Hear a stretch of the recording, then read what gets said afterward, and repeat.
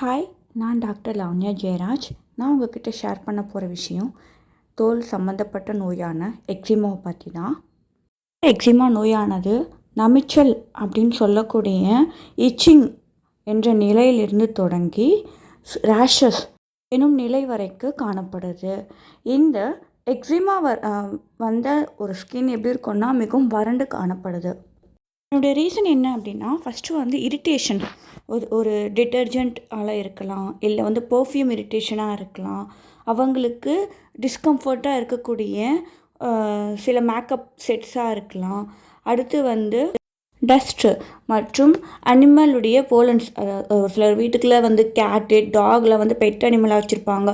அதனுடைய அந்த முடியும் கூட அவங்களுக்கு ஒரு அலர்ஜி காரணிகளாக ஏற்படலாம். மற்றும் பருவநிலை மாற்றமும் இதற்கு முக்கிய காரணமாக இருக்கலாம். அது மட்டும் இல்லாமல் ஒரு சிலர் எமோஷ்னலால் தூண்டப்படுவாங்க. ரொம்ப ஸ்ட்ரெஸ்ஸாக இருப்பாங்க, இல்லை ரொம்ப டிப்ரெஷனாக இருப்பாங்க, ரொம்ப கவலைப்படுவாங்க. இவங்களுக்கு கூட இந்த எக்ஸிம் கொஞ்சம் அதிகமாக நிறைய வாய்ப்புகள் இருக்குது. டோன்ட் வரி, நம்ம ஹோமியோபதியில் இதுக்கு நிறைய மெடிசன்ஸ் இருக்குது. அண்ட் தேங்க்ஸ் ஃபார் வாட்சிங்.